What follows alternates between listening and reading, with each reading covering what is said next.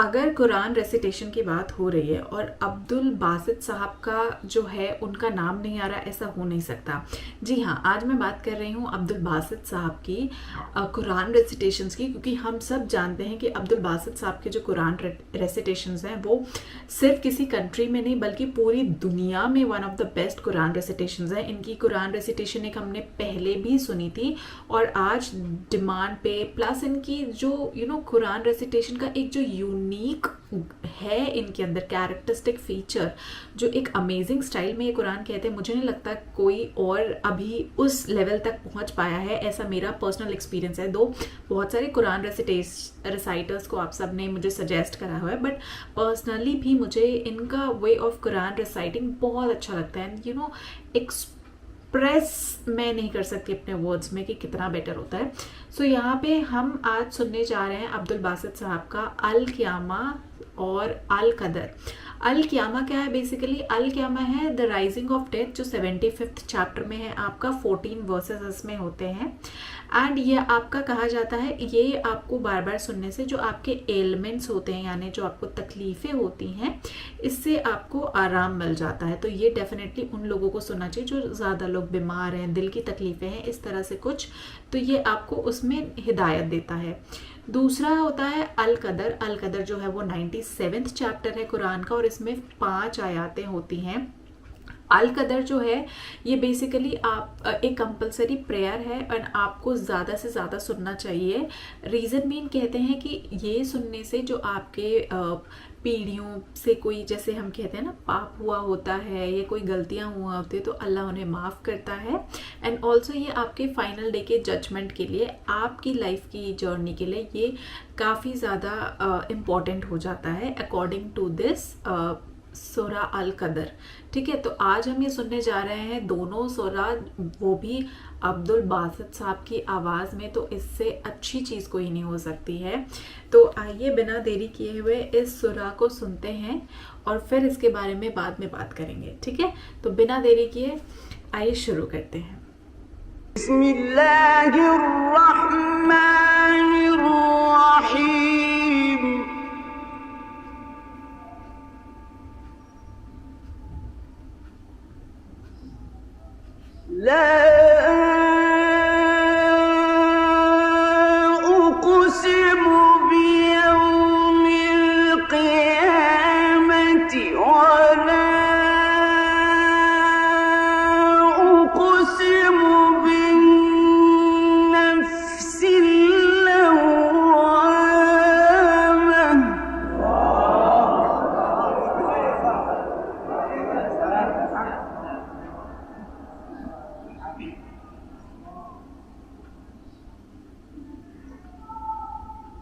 أيحسب الإنسان أن لن نجمع عظامه بلى قادرين على أن نسوي بنانه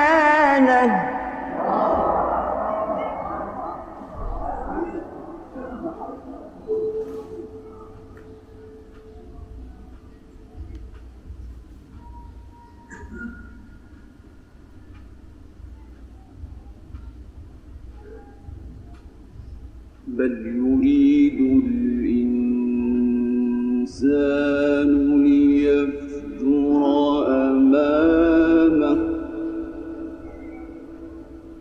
يسأل أيان يوم القيامة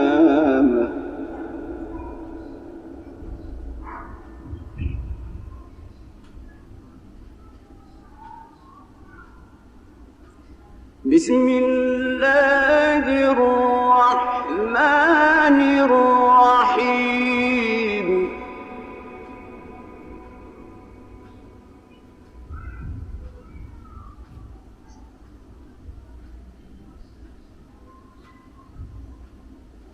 لا أقسم بيوم القيامة ولا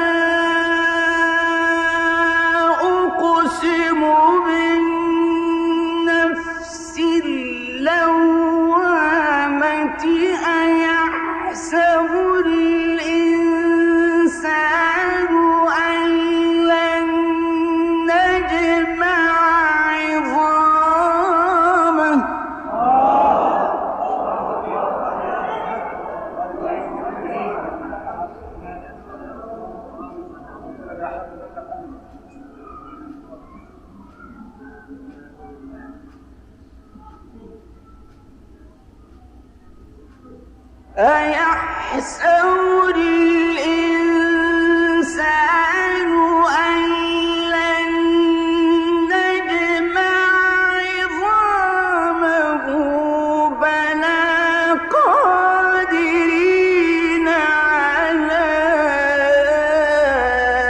أن نسوي بنانه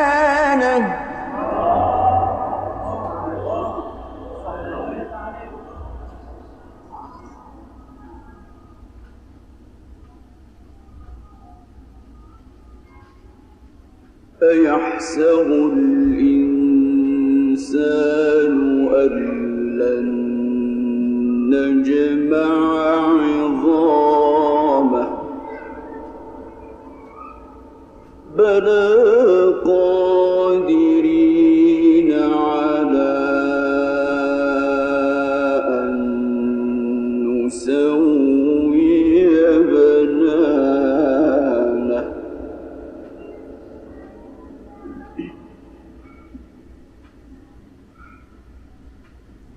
بل يريد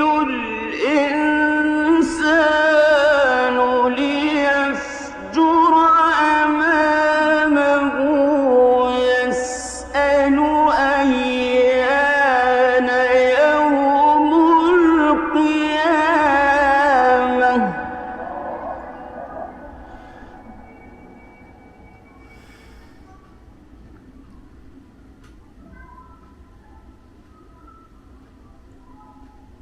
فإذا برق البصر وخسف القمر وجمع الشمس والقمر يقول الإنسان يومئذ أين المفر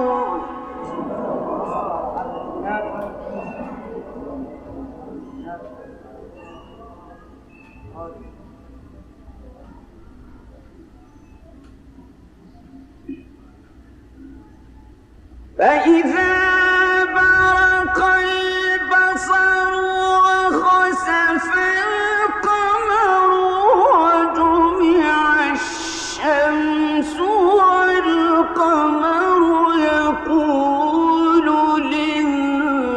الإنسان يومئذ أين المفر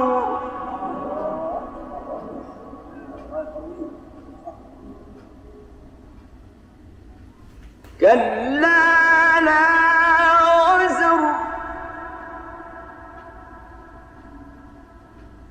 إلى ربك يومئذ المستقر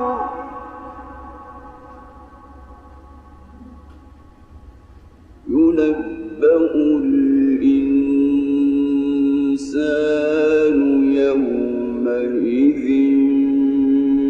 بما قدم وأخر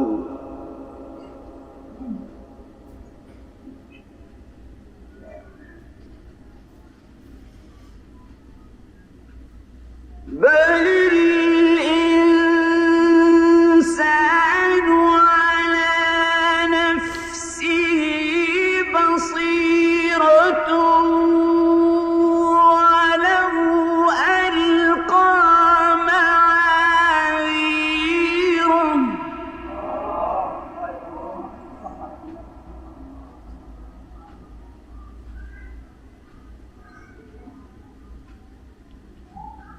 لا تحرك به لسانك لتعجل به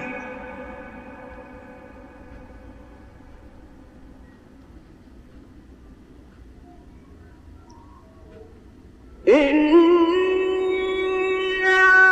علينا جمعه وقرآنه فإذا قرأناه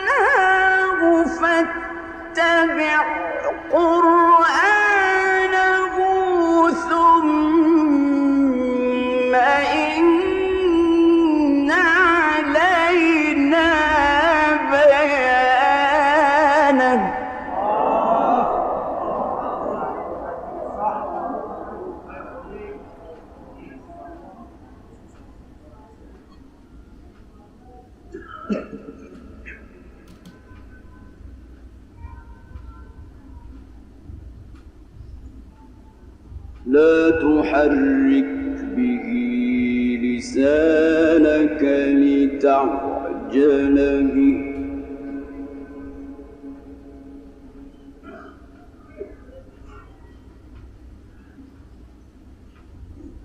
إن علينا جمعه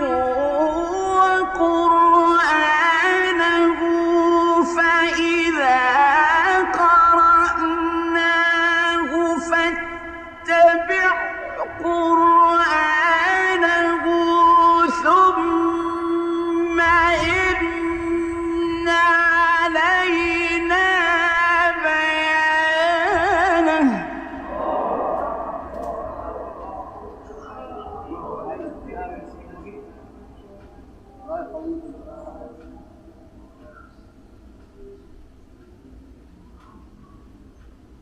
كلا بل تحبون العاجلة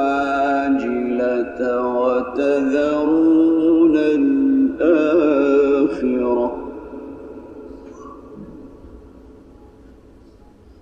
وجوه يومئذ ناظرة إلى ربها ناظرة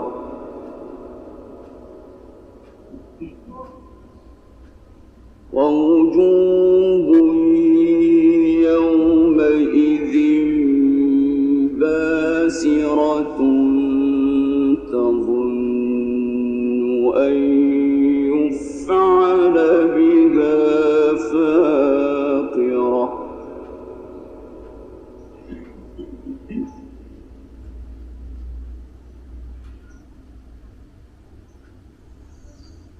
كلا إذا بلغت التراقي وقيل من راق وظن أنه الفراق والتفت الساق بالساق إلى ربك يومئذ المساق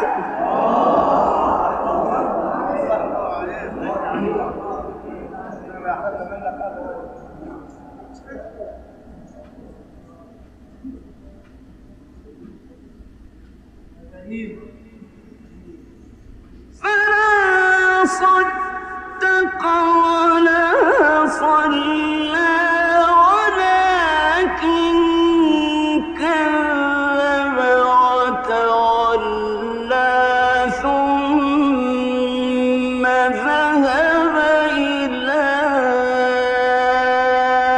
أهله يتمطى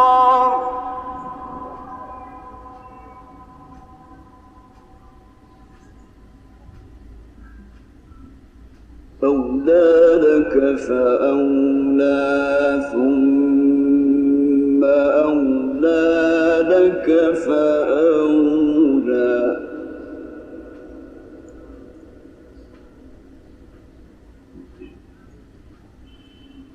أيحسب الإنسان أن يترك سدى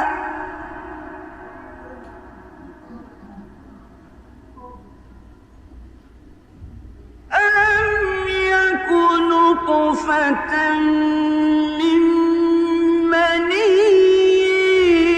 يمنى ثم كان علقة فخلق فسوى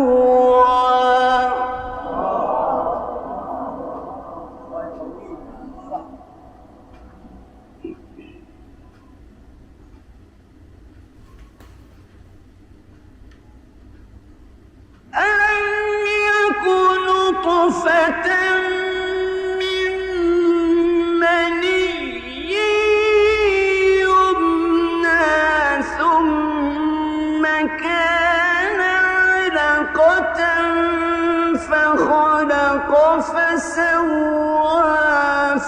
فجعل منه الزوجين الذكر والأنثى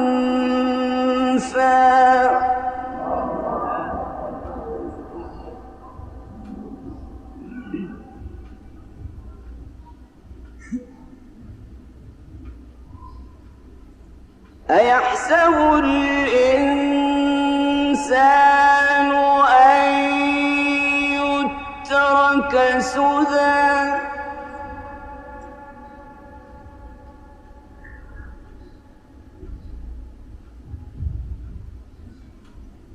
ألم يك نطفة من مني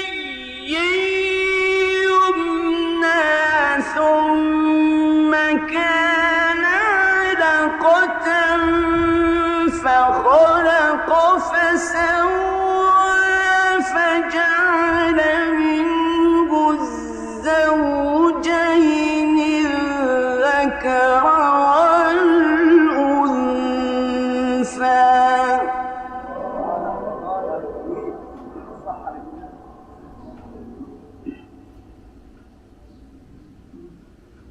أليس ذلك بقادر على أن يحيي الموتى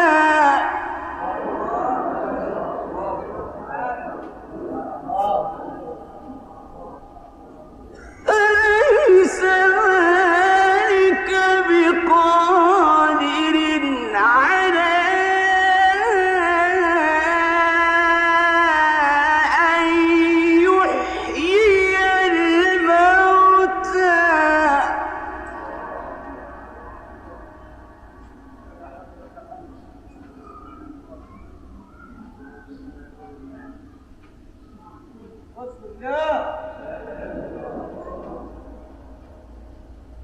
بسم الله الرحمن الرحيم إنا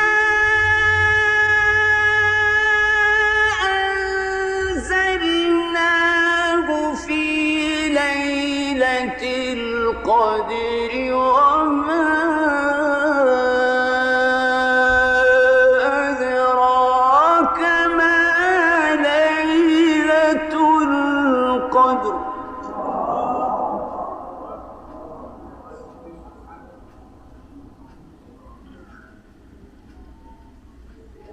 إنا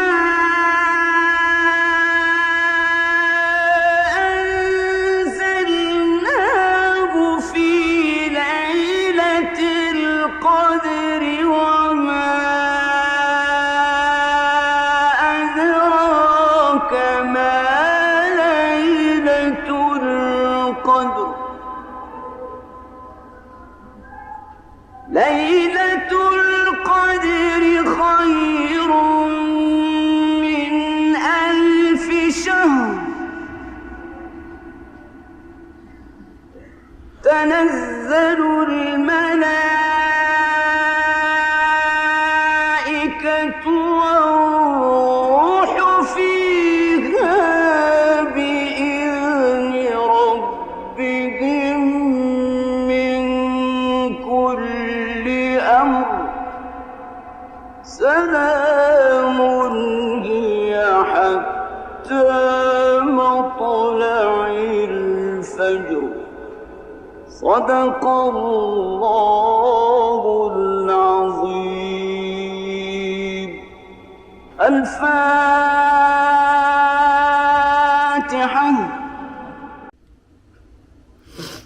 तो दोस्तों ये वाकई इसका ट्रांसलेशन एक्चुअली मैंने निकाल के रखा हुआ था, तो मैं वही स्क्रीन पे देख रही थी पैरेलली इसका ट्रांसलेशन भी।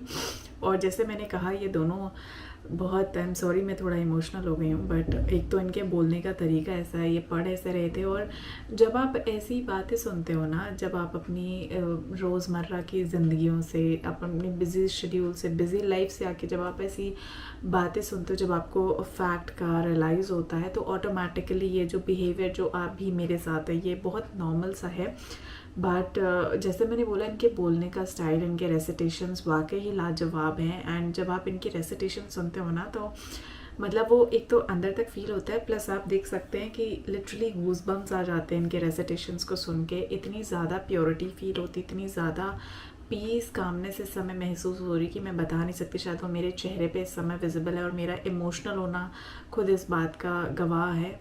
तो मैं बस चाहूँगी कि जितने लोगों के कानों में ये सुर्रा चला जाए, और आप सबके जितने भी दुख हैं, तकलीफ़ें हैं, वो दूर हो जाएं। आप सब खुश रहें, आपकी परिवार खुश रहे, यही दुआ है मेरी। और इसी के साथ इसी तरह का वीडियोस देखने के लिए आप चैनल को लाइक, शेयर, सब्सक्राइब ज़रूर कर सकते हैं। और मैं बहुत खुश नसीब हूँ कि मुझे ये सब सुनने का मौका मिल रहा है। आप लोग मुझे इतने अच्छे अच्छे सजेशंस दे रहे हैं, तो बस इसी तरह अपना प्यार बना के रखें और इसी तरह अपने सजेशंस देते रहें। तो मैं मिलती हूँ आपसे अगले वीडियो में। तब तक के लिए जय हिंद, नमस्ते, सत श्री अकाल, और मेरी तरफ से बहुत सारा प्यार आप सभी को। और इसी तरह बस अपना सपोर्ट बना के रखिए। जय हिंद।